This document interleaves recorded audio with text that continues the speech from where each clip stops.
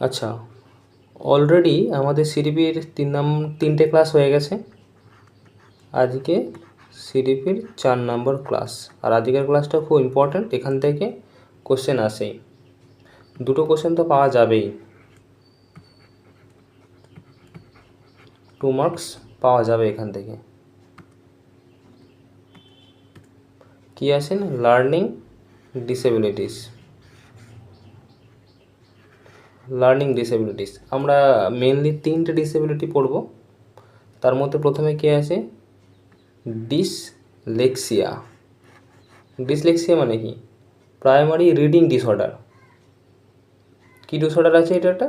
না, reading disorder. সে পড়তে পারে না। কীরকম পড়ে? সে বিকে পড়ে ডি, 6কে বলে 9, আর জিও ডি গড। এটা সামনের দিকে না পড়ে সে পেছন দিক থেকে পড়া শুরু করে দেবে। ডিটা প্রথম বলবে, তারপর ও বলবে, তারপর জি বলবে, উল্টো দিক থেকে। শকে বলে ওভাস। তাহলে যার ডিসলেক্সিয়া আছে সে কিন্তু পড়তে পারে না, পড়ে সে উল্টো পাল্টা পড়ে আর কি। বিকে ডি, 6কে 9, গডকে বলে ডগ, আর শকে ওভাস।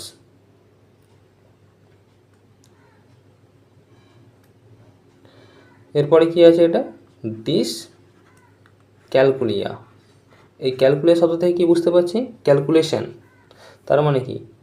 ম্যাথ লার্নিং ডিসেবিলিটি যাদের রয়েছে, ম্যাথ লার্নিং ডিসেবিলিটি, তারা কিন্তু ডিসক্যালকুলিয়ায় ভোগে। মানে তাদের এই ডিসক্যালকুলিয়াকে আবার নাম্বার ডিসলেক্সিয়া বলা হয়। নাম্বার ডিসলেক্সিয়া, ম্যাথ ডিসলেক্সিয়া এটাকে বলা হয়।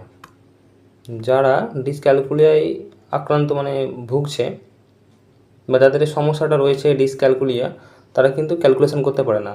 কোশ্চেনে এরকমই থাকবে আর কি, যে একটা ছাত্র রয়েছে, সে ম্যাথ রিলেটেড কোয়েশ্চেন করতে পারছে না, তাহলে সে কিসে আক্রান্ত? তাহলে সে ডিসক্যালকুলিয়ায় আক্রান্ত। তার মানে তার যে প্রবলেম রয়েছে সেটা কিন্তু ডিসক্যালকুলিয়া প্রবলেম। একটা খুবই গুরুত্বপূর্ণ ওয়ার্ড আছে এখানে। কি আছে? সাবিটাইজিং। সাবিটাইজিং কি?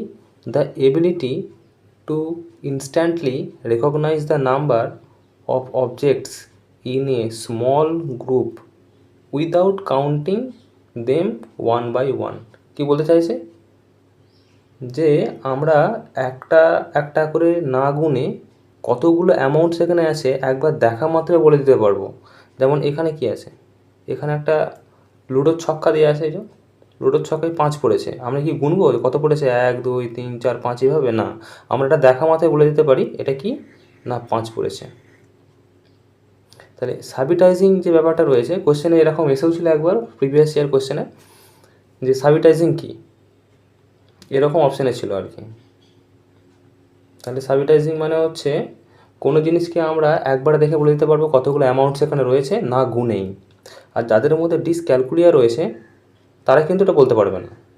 তখন এই যে সাবিটাইজিং ব্যাপারটা রয়েছে, যারা ডিসক্যালকুলিয়াতে আক্রান্ত তারা কিন্তু এইভাবে একবার দেখাতে বলে দিতে পারবে না যে এটা 5, তারা কাউন্ট করবে 1 2 3 4 5 এইভাবে।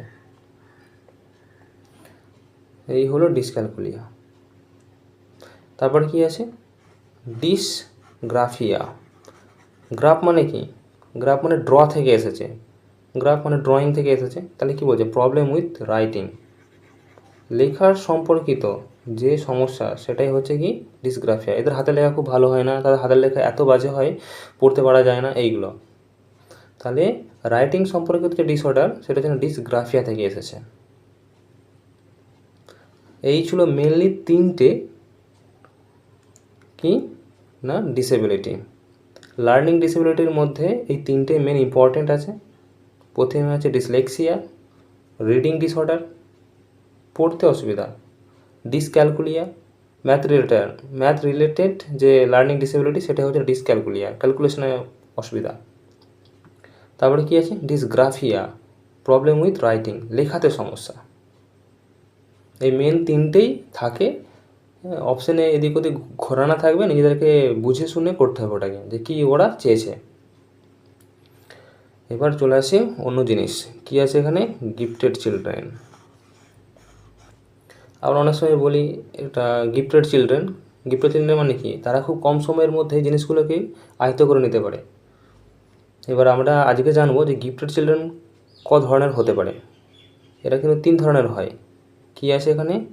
ইন্টেলেকচুয়ালি ব্রাইট, যাদের আইকিউ 140+। তারপরে কি আছে? ট্যালেন্টেড। আমরা বলি কোনোকে দেখি এই যে ছেলেটা ট্যালেন্টেড আছে, এগুলো সব কিন্তু গিফটেড চিলড্রেনের মধ্যেই পড়ে যাচ্ছে। আবার আছে ক্রিয়েটিভ। ক্রিয়েটিভ তারা কিন্তু গিফটেড। এবারে এই ক্রিয়েটিভের সাথে সম্পর্কিত এই যে FFOE আছে, কি আছে? এফ আছে, আবার এফ আছে, ও আছে, ই আছে। এটা কিন্তু ক্রিয়েটিভের সাথে সম্পর্কযুক্ত। তো এফ মানে কি? এফ মানে আছে ফ্লুয়েন্সি। আর একটা এফ মানে কি? ফ্লেক্সিবিলিটি। ও দিয়ে কি? অরিজিনাল। আর ই দিয়ে কি? ইলাবোরেশন। এগুলো এলিমেন্ট। এগুলো কি না, এইগুলোকে বলা হচ্ছে না elements. Element car element? Element of creative, যারা ক্রিয়েটিভ রয়েছে তাদের। মানে কেউ যদি ক্রিয়েটিভ হয় তাহলে এই 1 2 3 4টে দিয়ে তাদেরকে বিচার করা যেতে পারে। এবার এগুলোকে ব্যাখ্যা করে দিচ্ছি যে ফ্লুয়েন্সি মানে কি।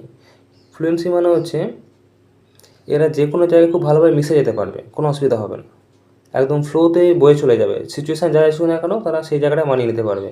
ফ্লেক্সিবিলিটি ওই একই রকমের মতন, ফ্লেক্সিবল হবে এরা। কেউ যদি কোনো মতামত দিল সে সেটাকে শুনবে, প্রথমে শুনে নিজের মতন করে ভাবনা চিন্তা করবে যে ও ঠিক বলেছে নাকি ভুল বলেছে, নিজে করবে, ফ্লেক্সিবল হবে, সে তাকে শুনবে, তাকে মান্যতা দেবে। তারপর অরিজিনাল মানে কি? সে নতুন কিছু ওখান থেকে তৈরি করে দেবে, যেটা সামনে জন বুঝতে পারছিল না তাকে বোঝানোর জন্য ও এমন ব্রেনের মধ্যে এমন সব ভাবনা চিন্তা করে নেবে, এমন কোনো একটা তথ্য দিয়ে দেবে যেটা অরিজিনাল হবে। এবং কি করবে সে? এলাবোরেশন, মানে ওটাকে আরও বিস্তারিতভাবে আলোচনা করে নিতে পারবে। যারা ক্রিয়েটিভ হবে তাদের মধ্যে কিন্তু এই যে FFOE এই 4টে গুণ কিন্তু পাওয়া যাবে। যারা ক্রিয়েটিভ তাদের মধ্যে 4টে গুণ পাওয়া যাবে। তারা ফ্লুয়েন্সি, ফ্লেক্সিবিলিটি, অরিজিনাল এবং ইলাবোরেশন এগুলো পাওয়া যাবে। কোশ্চেন এরকম আসে যে কোনটা ক্রিয়েটিভিটির এলিমেন্ট নয়, তখন এই 4টে মনে থাকবে, আর যেটা নয় সেটা বুঝতেই পারা যাবে যে কোনটা হচ্ছে না। কোশ্চেনটা এইভাবে আসে। এবারে আছে কি না থিঙ্কিং। থিঙ্কিং কী ধরনের হতে পারে? থিঙ্কিং আছে, থিঙ্কিং দু ধরনের হয়, ডাইভার্জেন্ট থিঙ্কিং আর হয় কনভার্জেন্ট থিঙ্কিং। ডাইভার্জেন্ট থিঙ্কিং মানে কি? আমরা তো লেন্স জানি যে লেন্স, উত্তল লেন্স, অবতল লেন্স, ওই সেরকমই জিনিসটা। ডাইভার্জেন্ট মানে কি? অবতল লেন্সে কি হয় যে আলো পড়লে তাকে ছড়িয়ে দেয় আর কি, এই যে এরকম মতন। ডাইভার্জেন্ট মানে কি? যখন অবতল লেন্সে পড়ে লাইটটা আসে এবং তারা ছড়িয়ে যায়, দূরে সরে যায়। আর কনভার্জেন্ট মানে কি? সমান্তরাল যে লাইটগুলো আসে তারা কিন্তু একটা কোনো পয়েন্টে মিলিত হয়ে যায়, তাহলে কোনো একটা বিন্দুতে কনভার্জ করছে মানে কনভার্জেন্ট। এবার ওই রকমই জিনিস ডাইভার্জেন্ট থিঙ্কিংয়ে কী হয়? ডাইভার্জেন্ট মানে কি? Open ended. ওপেন এন্ডেড কি? ওপেন এন্ডেড কোয়েশ্চেন, তার অ্যান্সার দেবে আর কি। একটা কোয়েশ্চেন বলবে, তার অ্যান্সার কী হবে? ওপেন এন্ডেড হবে, মানে মুক্ত। সে তার নিজের মতন করে টাকা আলোচনা করতে পারবে, যত খুশি বাড়াতে পারবে। ওপেন এন্ডেড হবে, কোনো একটা নির্দিষ্ট জায়গায় গিয়ে মার্চ করবে না, ওপেন এন্ডেড, এই যে বাইরে থেকে বেরিয়ে যাবে। আচ্ছা, out of the box. Out of the box মানে ওই একই জিনিস, বক্সের বাইরে মানে চিন্তাভাবনা করবে, কোনো নির্দিষ্ট জিনিসের মধ্যে সে সীমাবদ্ধ থাকবে না, তার বাইরে বেরিয়ে যাবে সে, আউট অফ দ্য বক্স। আচ্ছা, এই যে ডাইভার্জেন্ট থিঙ্কিং সেটা কিন্তু কি না রিলেটেড টু ক্রিয়েটিভিটি। যে বাচ্চাটা ক্রিয়েটিভ হবে সে তো নতুন কিছু তৈরি করবে, অরিজিনালিটি রয়েছে তার মধ্যে। তার সোচ কীরকম হবে? তার চিন্তাভাবনা ডাইভার্জেন্ট হবে। আর এই যে মাল্টিপল সলিউশন মানে কি? যদি কোনো একটা সমস্যা থাকে, যে ক্রিয়েটিভ হবে, ক্রিয়েটিভ হলে তো অবশ্যই ডাইভার্জেন্ট থিঙ্কিং থাকছে তার মধ্যে। আর মাল্টিপল সলিউশন মানে কি? যারা ডাইভার্জেন্ট থিঙ্কিং করে তারা কিন্তু একটা সমস্যার অনেকগুলো সমাধান বার করে দিতে পারবে। আর একটা জিনিস লেখা আছে এখানে, ক্রিয়েটিভ পার্সন হলে ডাইভার্জেন্ট থিঙ্কিং থাকবে। এমনটা নয় যে ডাইভার্জেন্ট থিঙ্কিং আছে মানে সে ক্রিয়েটিভ হবে, না। যে ক্রিয়েটিভ তার যে চিন্তাভাবনা সেটা কিন্তু ডাইভার্জেন্ট হবে। উল্টোটা কিন্তু নয় যে ডাইভার্জেন্ট থিঙ্কিং মানে সে ক্রিয়েটিভ হবে, এমনটা কিন্তু নয়। কিন্তু যে ক্রিয়েটিভ তার মধ্যে ডাইভার্জেন্ট থিঙ্কিং থাকবে, তার জন্য লেখা আছে কি না ক্রিয়েটিভ পার্সন মানে তার মধ্যে ডাইভার্জেন্ট থিঙ্কিং থাকবে। এটা হলো। এবারে কনভার্জেন্ট থিঙ্কিংয়ে কী বলা আছে, কনভার্জেন্টে কি ক্লোজ এন্ডেড, মানে ক্লোজ বদ্ধ, ও এর বাইরে যেতে পারবে না। এটা কী ছিল, ডাইভার্জেন্টে কী ছিল না, ওপেন এন্ডেড, মুক্ত, বক্সের বাইরে বেরিয়ে যাবে, আউট অফ দ্য বক্স। আচ্ছা, কনভার্জেন্ট থিঙ্কিংয়ে কী আছে না, এমসিকিউ সলভ। আমরা এমসিকিউ সলভে কী করি, 4টে করে অপশান থাকে, 4টের বাইরে বেরোতে পারবো না, এবিসিডি করে অপশান থাকবে, সেই 4টের মধ্যে কোনো একটাকে টিক মারতে হবে, সেটার জন্য কনভার্জেন্ট, আমি আর বেশি কিছু করতে পারবো না। কিন্তু ডাইভার্জেন্ট থিঙ্কিং কী বলেছে যে ওপেন এন্ডেড, তাই নিজের মতন করে অ্যান্সার দিতে পারবে। আচ্ছা, কনভার্জেন্ট থিঙ্কিংটা রিলেটেড কী আছে, ইন্টেলিজেন্সের সাথে এটা রিলেটেড। আর ডাইভার্জেন্ট থিঙ্কিং কী ছিল, সেটা রিলেটেড টু ক্রিয়েটিভিটি। কোশ্চেনটা এইভাবে আসে যে creativity related to divergent thinking, convergent thinking, তখন ক্রিয়েটিভিটি কী হবে, ডাইভার্জেন্ট থিঙ্কিংয়ের সাথে যাবে। আচ্ছা, কনভার্জেন্ট থিঙ্কিংয়ে কী আছে, লিমিটেড সলিউশন, এর কিন্তু বেশি সলিউশন থাকে না, লিমিটেড সলিউশন। আর এখানে কী ছিল, ডাইভার্জেন্ট থিঙ্কিংয়ে মাল্টিপল সলিউশন ছিল, মানে অনেকগুলো সলিউশন, একটা সমস্যার অনেকগুলো সমাধান। কিন্তু এইখানটা গুরুত্বপূর্ণ, কনভার্জেন্ট থিঙ্কিং মানে কি, অনেকগুলো সমস্যা তার কিন্তু একটাই সমাধান, ইন্টেলিজেন্স যারা হয় তারা কিন্তু ওটা বার করে নিতে পারবে।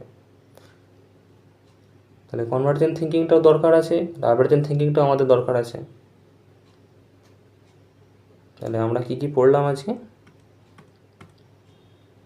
লার্নিং ডিসেবিলিটি জেনেছি আমরা, ডিসলেক্সিয়া, বিকে ডি পড়বে, 6কে 9 পড়বে, গডকে ডগ, মানে উল্টো দিক থেকে পড়া শুরু করবে, শকে ওয়াজ পড়বে।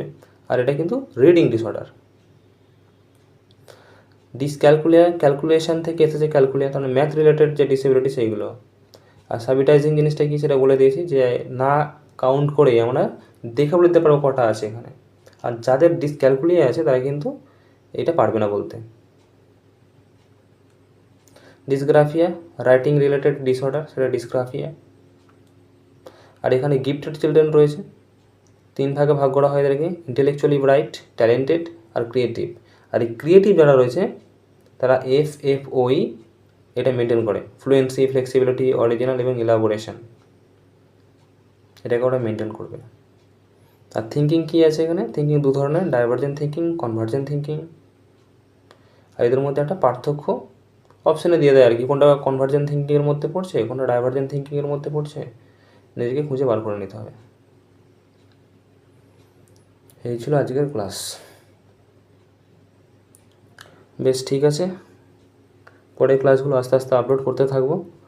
আর যদি কিছু প্রয়োজন থাকে কমেন্টে জানিও, যে কোনো টপিক পড়াতে হবে আগে, ওটা। ঠিক আছে।